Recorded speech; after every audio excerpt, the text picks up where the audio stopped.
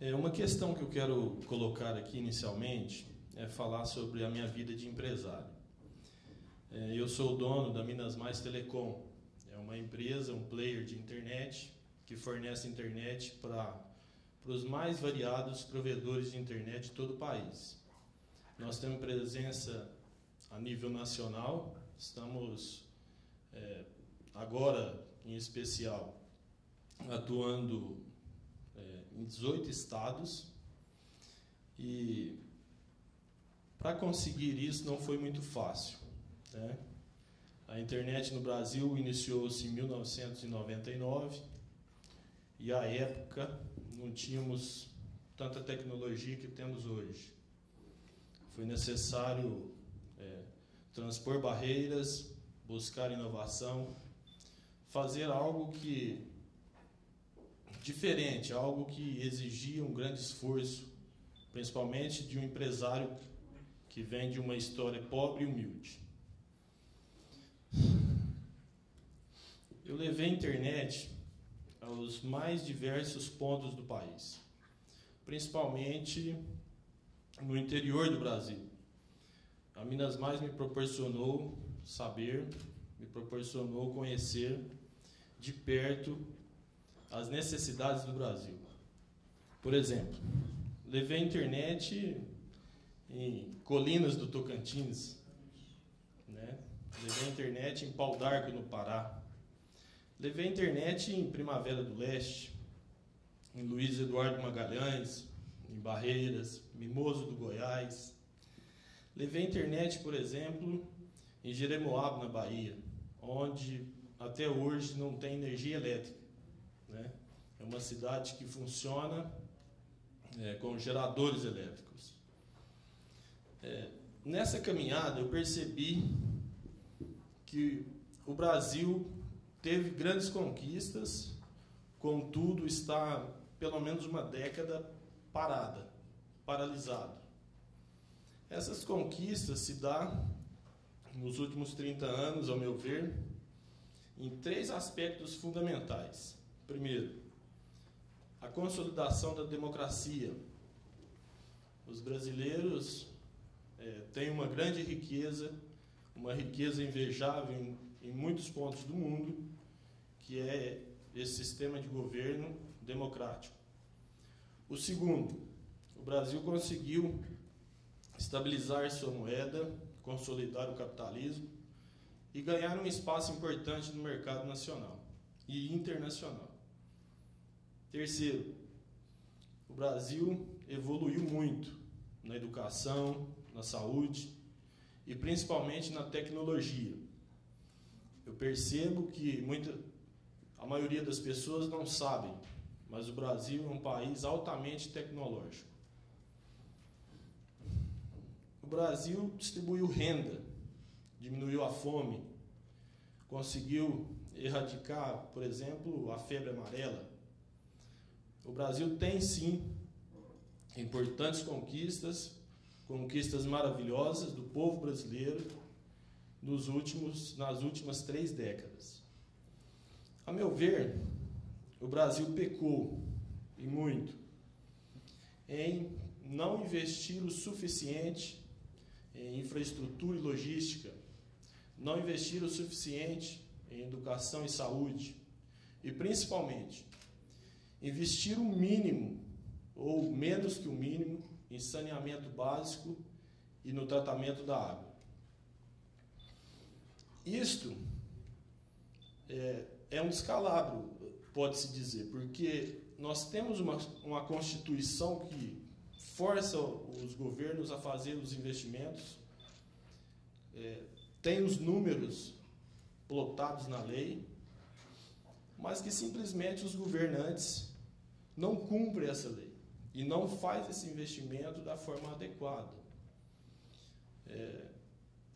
Eu acho que o motivo pelo qual eles não fazem isso está entrelaçado à grande corrupção que assola esse país. O Brasil, infelizmente, é um dos países mais corruptos do mundo. Essa corrupção corrói. Essa corrupção não deixa que os altos impostos que pagamos se reverta em qualidade de serviço, em bem-estar para a população. E é esse foco principal, um dos focos principais, que eu quero atacar imediatamente. Porque aonde há corrupção, não exista dinheiro que chegue, não exista recursos que sobrevivam, não exista nada que consiga sucesso, nenhum investimento, nenhum projeto, onde tem uma corrupção tão assídua como temos no Brasil. Eu pretendo atacar a corrupção com programas de gestão, programas altamente tecnológicos. Esses programas de gestão na vida privada têm me provado e provado a muitos que é possível levar a corrupção a nível quase zero. É esse o caminho que eu pretendo seguir para eliminar a corrupção no Brasil. Um outro ponto que, a meu ver, é urgente e altamente necessário é a forma de como nós estamos tratando a água no Brasil. A água, diga-se de passagem, está sendo tratada de forma criminosa, de forma negligente, está sendo, ao meu ver, envenenada dia após dia. Um país que não trata o esgoto jamais terá água de qualidade. O grande problema do saneamento básico já reflete na qualidade da água que temos hoje. Não basta ver o Nordeste com grandes problemas de saneamento básico e falta de água, ver o povo do Nordeste esperar décadas e décadas a chegada da água. Hoje convivemos com a crise no abastecimento de água, por exemplo, em São Paulo, a mais rica e mais importante capital do país. Já não basta vermos o Nordeste com simplesmente 5% do seu esgoto tratado. Hoje temos cidades aqui do Sudeste igualmente ou até em situações piores do que as cidades do Nordeste. Eu levantei recentemente um dado que me espantou muito. Aqui no ABC Paulista, Mauá, ele simplesmente trata 4% do esgoto. Veja bem, são 450 mil habitantes, em que apenas 4% do esgoto é tratado. Esse esgoto não sendo tratado, ele vai para os rios. Basta você ver a qualidade de nossos rios, o Rio Pinheiros, que deságua no Rio Tietê, o Rio Paranaíba, o Rio Grande. Quem diria, um rio com a extensão do Rio Grande, ter grande parte de suas águas contaminadas. E até mesmo o Rio São Francisco. Um dado interessante é que você, se olhar e buscar estudar sobre Pirapora, que é o norte de Minas, lá você encontrará um dado alarmante. Na Baía de Pirapora, joga-se simplesmente cobalto no Rio São Francisco. Joga-se enxofre no Rio São Francisco. O Rio São Francisco, naquele trecho, ele é contaminado por chumbo. E um dado mais ainda alarmante é que o governo federal não sabe nem por onde começar a tratar esse problema, né? O Coman foi lá, analisou em vários lugares do Rio São Francisco o trecho, e ele não sabe nem por onde começar, não iniciou nem se um estudo, nenhum estudo foi iniciado, né, para dizer, vamos atacar esse problema aqui, ali ou acolá. Falta dinheiro? Acredito que não, pois o Brasil vem batendo recordes de arrecadação ano após ano. E veja, inversamente proporcional à arrecadação, nossos problemas vêm se agravando ano após ano. Então, há um problema muito sério no Brasil. Ao meu ver, está na corrupção. Ao meu ver, a corrupção é o único índice que aumentou drasticamente, exponencialmente, pode-se dizer. E é necessário uma atitude. É necessário que os homens de bem, é necessário que empresários, é necessário que o cidadão comum ingresse na política. Ingresse na política. Pois a política é o único caminho para transformações de fato. É a única veia, é a única via que realmente é capaz de mudar o destino de uma nação. Até quando vamos olhar de perto, vamos observar os desmandos, os roubos bilionários dessa maldita classe política que está no poder há 30 a 40 anos. A questão do esgoto é uma questão fundamental, é uma questão em que vocês não virão nos planos de governo, nem da situação, nem da oposição. O esgoto é algo que corre por baixo da terra, ninguém vê. A água é algo que está nos canos enterrados, ninguém percebe, né? A água um sábio disse uma vez que a água é igual à liberdade, né? Só se lembra dela quando falta. Então, esta medida, eu acho ela altamente essencial, fundamental e urgentíssima. Você tratando a água, você investindo em saneamento, você potencializa a educação. Você economiza na saúde. Os gastos que tem na saúde, em torno de 30%, são ocasionados por falta de saneamento básico, por falta de água tratada. Tem um dado interessante que diz que os alunos da escola perdem 17 horas por ano com problemas, né, de falta de saneamento básico, problemas de diarreia, doenças infecto-contagiosas, né, provocado pela falta de saneamento básico. Esta é uma medida urgente, urgentíssima, algo que o governo não está dando atenção devida, que está passando despercebido e que a oposição, ou aqueles que dizem oposição, simplesmente também deixam de lado. Esta é uma questão importante que eu acho urgente e que deve ser tratada imediatamente, sob qualquer circunstância política e econômica do país.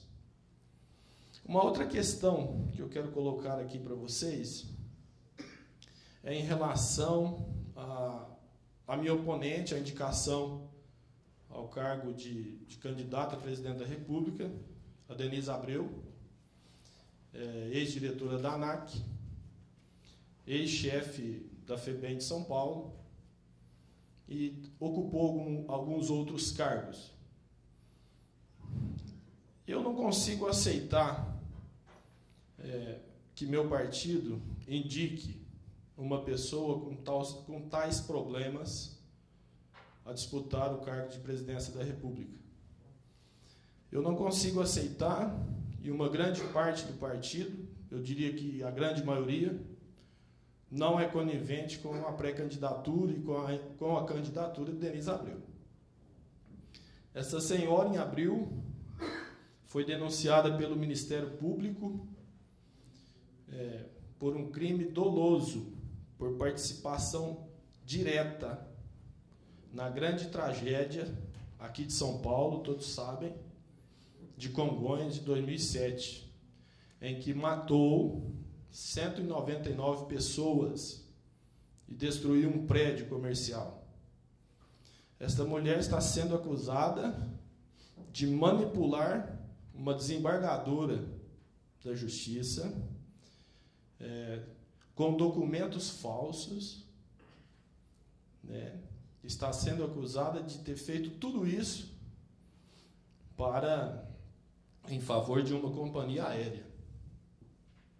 Existem outras grandes acusações sobre essa pessoa, mas eu acho que só esta já fala por si só e é suficientemente importante que seja colocada em pauta.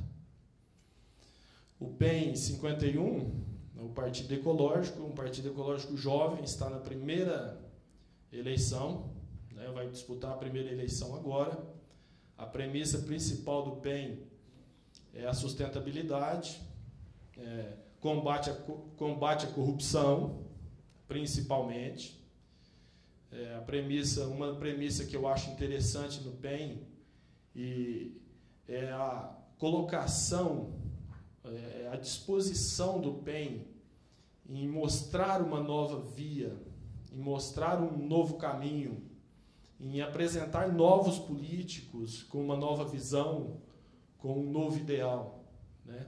Essa premissa do PEN foi o que me chamou a atenção e fez eu, de fato, filiar ao PEN, buscar no PEN a oportunidade de representar publicamente, politicamente, né, o brasileiro.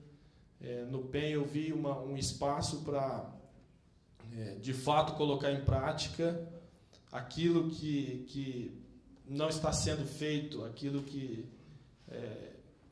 as grandes injustiças que estão ano após ano, né, em todas as esferas do governo. Então, eu acho que no PEN a gente irá conseguir isso. Então, é um descalabro simplesmente permitir que uma Denise Abreu seja candidata à presidência da República pelo PEN. Seria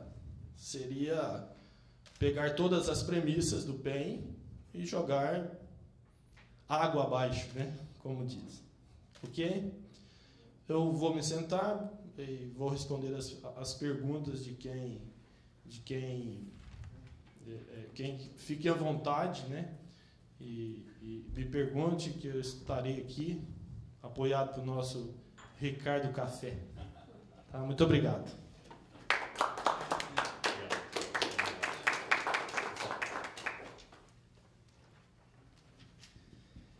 Então, por favor, quem aqui presente, tanto o pessoal que está nos acompanhando pela internet, quiser enviar as perguntas. Já tem aqui? Tá bom. Se alguém presente também... Eu posso fazer daqui já? Por favor. Nem precisa de microfone, né? Dá pra... Sim, claro. Mas acho que só por conta da transmissão, eu peço que o senhor responda pelo microfone por conta da transmissão. Eu replico a pergunta aqui para quem estiver nos acompanhando ouvir. Ok. Bertolino, a Juliana, do Guarulhos Web. Eu tenho duas perguntas. Tá? A primeira, eu queria saber quais são as principais diferenças entre o PEN e a rede de sustentabilidade, que também tem como pauta essa agenda ambiental e preservação dos recursos hídricos. E a segunda, eu queria entender como é que está essa disputa interna pela indicação da vaga de candidato a presidente dentro do PEN. Né? Qual é a visão da direção nacional, os apoios que o senhor tem, os apoios que eventualmente a Denise tenha e o que pesa, né? Como pesa cada um deles. Então, a primeira pergunta é a diferença entre o PEN e a rede de sustentabilidade, é isso? Basicamente, o PEN é muito semelhante com a rede de sustentabilidade, que a rede não se consolidou, né? Eu acho que a grande diferença é que o PEN é um partido consolidado, a rede ainda não é um partido consolidado. E, institucionalmente falando, né, o PEN é um partido, a rede ainda não é um partido. Mas eu acho que a Juliana quis dizer as diferenças de premissas, né? O que o PEN, aonde o PEN difere da rede. Eu participei um pouco à distância do movimento rede, e o que eu pude notar é que o PEN buscou incluir no seu estatuto a democracia de uma forma mais assídua, de uma forma muito mais presente do que a rede. A rede tem muitas restrições, né?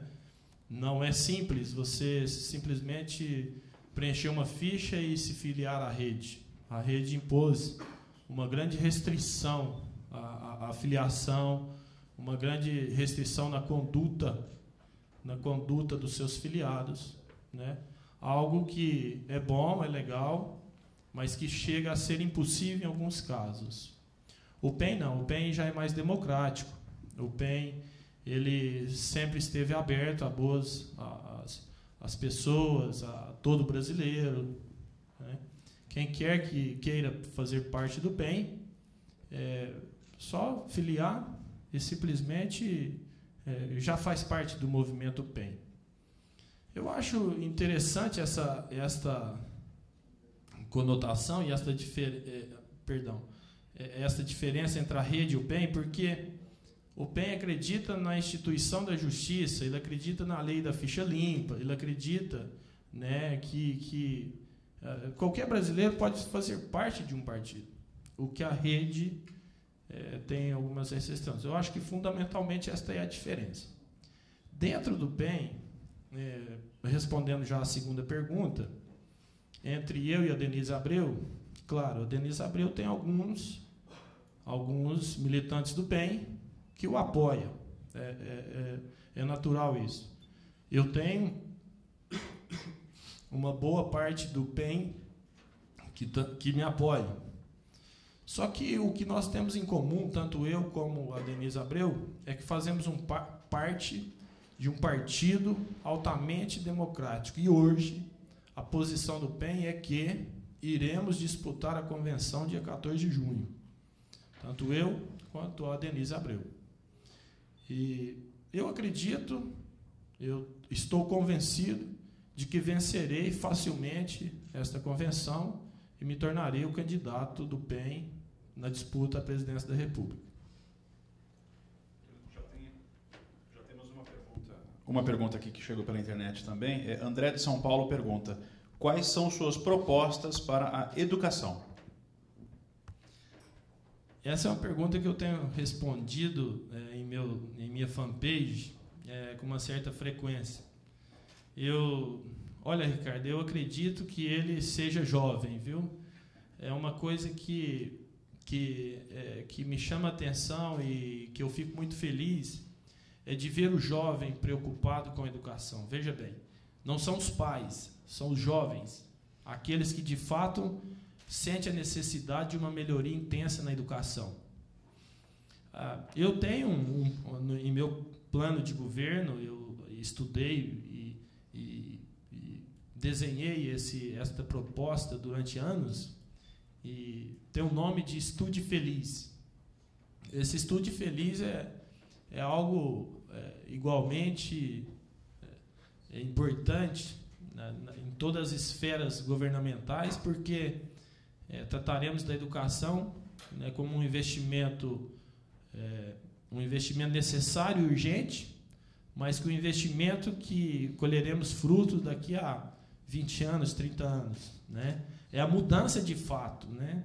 Precisamos investir na educação. O Estude Feliz, o principal modelo de escola, né, o principal foco do Estude Feliz é que as crianças estudem em tempo integral, que se acabe este negócio da criança estudar no período matutino, no período da tarde ou no período noturno. É até importante, a nível superior, mantermos a escola de nível superior no período noturno. É natural que a pessoa trabalhe durante a manhã e a tarde e estude à noite. Mas o Estude Feliz, até o término do 2º grau, né, ele deve ser em tempo integral. Uma outra questão é incluir a tecnologia como matéria fundamental desde do primeiro ano da escola primária. É colocar a tecnologia como matéria do ensino básico, fundamental e, por consequência, até no ensino superior. Por que a tecnologia? Porque a tecnologia desenvolve, desenvolve mais, aguça mais a curiosidade das crianças. Hoje você vê crianças de 2 anos, 3 anos com um tablet na mão, manuseando até muito melhor do que seus pais e seus avós. Então a tecnologia ela deve ser inserida como matéria de ensino na educação. Dentre outros, e eu acho que basicamente o Estude Feliz é algo extremamente importante, é algo que será uma marca principal do governo, do PEN, do governo do Bertolino. Temos uma pergunta também do Marcos, do Diário de Caçapava. Ele diz o seguinte: o senhor é um empresário bem-sucedido, Bertolino. O que o senhor vai fazer com o salário se vencer o pleito eleitoral? O meu salário ele será doado, não integralmente, porque a Constituição não permite isso. Eu ganharei R$1, é o mínimo do mínimo que pode se colocar numa folha de pagamento e constitucional. Ele será doado integralmente às instituições de caridade, e essas instituições eu exijo que seja uma instituição voltada à criança. Eu gosto muito da ideia das APAES, coisa que foi desvalorizada no passado. Outra instituição voltada ao deficiente físico e outra instituição voltada ao idoso. Basicamente, o salário de presidente, isso é uma decisão pessoal, eu irei doar para 3 instituições que compreendem essas 3 pessoas da sociedade. O Beto, do Diário do Grande ABC, também pergunta pela internet. Ele diz que no jornal Diário do Grande ABC de hoje, o presidente do PEN, Adilson Barroso, insinua que o seu partido deve apoiar Aécio Neves como candidato à presidência. O senhor se sente traído com essa declaração? Eu não me sinto traído e nem me sentiria se constatar isto. Eu acho que eu faço parte de um movimento para a mudança do Brasil. Muito embora eu discordo, como você disse, insinua, E em um ano eleitoral, eu não posso controlar o partido não sou eu quem controlo, eu sou simplesmente um filiado do partido que estou lutando para ser o indicado do partido a disputar a presidência da República. Então eu nem tenho o direito de me sentir traído se caso isto vir a se concretizar. Alguém mais aqui tem alguma pergunta? Você pode utilizar, por favor. Bertolino, caso você consiga ser o nosso candidato a presidente, qual o seu mote principal para o meio ambiente? A água. A água é um elemento fundamental da natureza do qual fazemos parte, Então, o ecossistema que alimenta a vida humana, o ecossistema fundamental da Terra é a água. Então, o meu foco principal é o tratamento da água, é o tratamento dos mananciais, colocar um estudo de verdade nas hidrelétricas, Afinal de contas, eu vejo que o Brasil a matriz energética do Brasil deveria voltar o interesse e os investimentos à energia eólica, Então não temos necessidade de tantas hidrelétricas como o governo quer fazer. Então, veja bem, tudo que estamos falando de energia elétrica, de saúde, está relacionado à água. Então, a água é o elemento fundamental, é o que eu vou priorizar no meu plano de governo.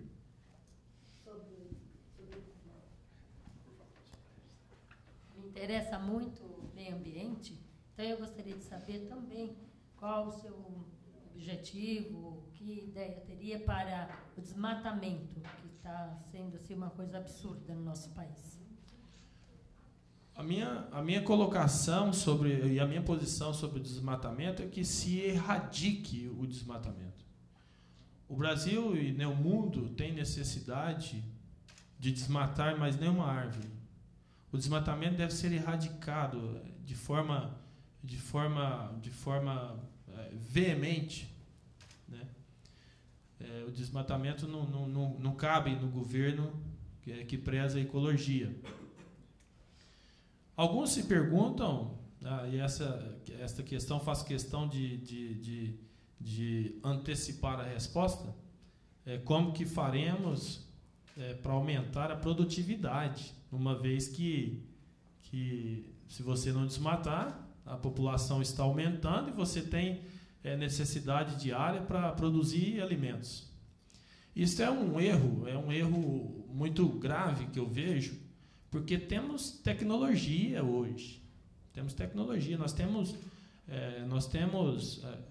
perfeitamente condições de não desmatar nenhuma árvore. Pelo contrário, reflorestar as nascentes, restaurar as margens do rio, e empregaremos a tecnologia. Veja o Brasil. O Brasil é um país de commodities, coisa que eu pretendo mudar no sistema econômico brasileiro, né? Você tem que pegar a indústria e levar para o campo. Não você colher toda a commodity do campo, o milho, a soja, e vender para o exterior.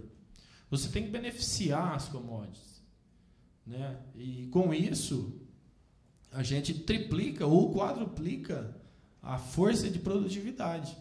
Veja, nós podemos não desmatar nenhuma árvore e quadruplicar a produtividade do Brasil. Vou citar um exemplo. Se você produz perto do campo, num lugar não muito distante, um saco de farelo de soja, ele representa 3 sacos de soja, se beneficiados, transforma em um saco de farelo de soja. Só que este saco de farelo de soja, ele tem um valor econômico, um valor proteico de 10 sacos de soja. Veja bem, você pegou simplesmente 3 sacos de soja e transformou em 10. Fora que os resíduos da soja servem de esterco, de humus, que reverte a plantação, né? A proteína dos resíduos da soja é um adubo muito importante na própria plantação da soja. Então é necessário usar a inteligência, é necessário usar a tecnologia, o investimento correto. E desmatamento, zero. Desmatamento erradicado imediatamente. O João, da Folha de Divinópolis, de Minas Gerais, pergunta: o que o senhor acha do projeto de revisão da anistia? Eu pensei muito sobre isso e concluí que o Brasil tem focos, tem coisas muito mais importantes a ser feito do que revisar uma lei. Eu sou contra a revisão da anistia, até porque a Constituição, as leis constitucionais foram promulgadas e devem ser respeitadas. Você discutir agora uma lei que já foi passada pelo Senado, sancionada por presidentes da República, você coloca em xeque, você coloca em discussão toda uma Constituição, que é a conquista maior do povo brasileiro. Então, respondendo à pergunta, eu sou contra a revisão da lei da anistia. Tem mais uma pergunta da internet aqui. Alguém mais aqui? A Tainá de Arceburgo, de Minas Gerais, pergunta como o pré-candidato pretende superar problemas da desigualdade social, preconceitos e também a irresponsabilidade ambiental. Estamos falando da irresponsabilidade ambiental. Colocamos aqui que o foco principal é buscar a sustentabilidade no meio ambiente, né? Assim como na economia, na educação, na saúde, enfim, nós temos que buscar essa sustentabilidade. Em relação à desigualdade social, eu acho é um tema que eu penso todos os dias sobre isso, eu convivo com isso. Não basta qualquer brasileiro dizer que não tem discriminação, não convive com discriminação, porque vivemos sim, em todas as esferas, em todas as classes sociais. Isto eu acho que vai acabar, que vai ser extinto da sociedade quando tivermos uma educação de fato, quando toda a sociedade, desde a classe C e D até a classe A, tiver acesso a uma educação verdadeiramente leal, uma educação verdadeiramente pura, uma conscientização de que nós, sob os olhos de Deus, somos todos iguais, independente de cor, de raça ou condição social.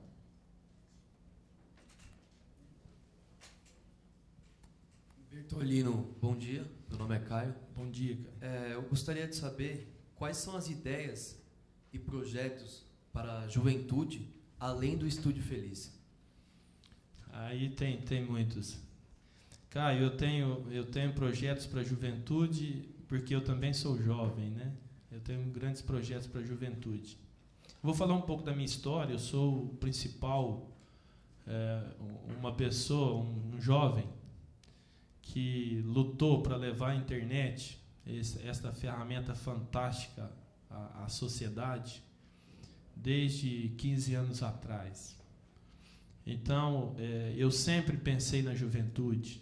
Eu levei a internet onde a maioria das pessoas eram consideradas velhos, mas eu imaginava que os jovens precisariam da internet. Além do Estúdio Feliz, além do programa de inclusão digital, que eu acho importantíssimo num país democrático, eu me preocupo muito com a juventude, com a adolescência no Brasil. Os jovens adolescentes estão sendo usados para cometer crimes, estão sendo distorcidos, né? A conduta moral, a conduta de sociedade está sendo distorcida, principalmente na adolescência. Eu tenho um projeto interessante que estende-se ao Estúdio Feliz, né? Que é um projeto em que a gente, no ensino fundamental, começa a identificar qual o dom principal, o que este jovem quer ser, para que quando ele chegue na adolescência, ele passe a ter uma escola técnica naquele segmento em que ele se enquadra melhor, para que ele tenha um convívio com as empresas daquele segmento em que ele se enquadra melhor. Este é o projeto de continuação do Estúdio Feliz, tá? Isto já é feito no Japão, já é feito em vários países da Europa, em que se detecta já no ensino primário, né, as habilidades daquele jovem, né, e continua. Tá? Então, esse programa de estágio acompanhado, que como eu intitulei, é também um grande projeto que eu tenho para a juventude. Tá bom? Pela internet, o Ebert pergunta sobre algum projeto referente à carga tributária no Brasil, que hoje está muito pesada, principalmente, ele cita aqui, no ramo das telecomunicações. Sim. No ramo das telecomunicações, o governo do PT recentemente aprovou uma lei do CONFAS, né, que isenta IPI e INSS dos produtos de telecomunicações, desde que proveniente e desenvolvido no Brasil. Acho um programa extremamente importante no ramo de telecomunicações. Bom, ninguém melhor que eu para dizer o quanto a tributação no Brasil é alta, né? Eu sou empresário. Eu tenho um projeto extremamente importante para diminuir a carga tributária no Brasil. E esse projeto, ele cruza a produção do imposto. O que isso significa? Significa que temos 3 trilhões de arrecadação de impostos no Brasil. O que este imposto está causando o que ele está produzindo? O que este imposto está produzindo? Ele está produzindo saúde? Está. Está produzindo de fato a saúde? Não está. Então, o projeto é separar os impostos que são direcionados para a saúde, fazer um estudo em cima da produção desses impostos, que se estão ou não revertidos para a saúde, aumentar a produção desses impostos e, inversamente, em que esta produção de fato chega ao cidadão, você pode diminuir a fonte do imposto. Concorda? Então, se você consegue fazer, um sistema de balança que usa a meritocracia da produção do imposto. Isso se faz com gestão tecnológica. Eu só dei um exemplo. Quero ressaltar aqui que eu só dei um exemplo. Mas você paga o IPVA, DPVAT e quantos impostos para andar de carro? E você paga o pedágio. Então, você está pagando o imposto 2 vezes. Eu não acho isso honesto. Então, vamos contrabalancear, vamos ver quem está pagando o pedágio e, automaticamente, tirar esse imposto do pedágio que ele está pagando, porque ele não usa, ele não tem o imposto revertido a seu favor. Tá? Então, exemplarmente dizendo, neste caso, o caso da educação, a gente pode estender isso em todos os setores da sociedade e diminuir drasticamente o imposto no Brasil, até que chegamos ao imposto único. Eu sou defensor veemente do imposto único. Eu acho que todos nós devemos pagar um imposto, um valor único e sem muita burocracia, e ver aquele imposto sendo revertido ao favor da sua vida, da continuação, né, dos serviços da população. A Carla de São Paulo pergunta também, ainda falando sobre tecnologia, né, como que o senhor pretende usar a tecnologia em algo que o senhor já citou antes, no combate à corrupção. Como eu citei anteriormente, eu pretendo colocar gestão tecnológica, implantar sistemas de tecnologia que funcionem de fato. Eu vou dar um exemplo. Você tem o GESPRO, que elaborou um plano de governo para o governo federal, um software governamental, né, que foi premiado, inclusive, e que não está na prática. Por que ele não está na prática? Porque ele desburocratiza de uma tal forma o governo federal, estadual e municipal que elimina algo em torno de 22 a 23 mil cargos. São cargos de pessoas que simplesmente batem um carimbo em uma folha de papel. E aí está o problema da corrupção. Esta burocracia que já é inaceitável. A iniciativa privada tem softwares. Eu uso softwares na minha empresa que leva a corrupção a próximo de zero. E é isso que eu vou fazer no governo. Vou dar um outro exemplo que já foi colocado em prática, o Bolsa Família.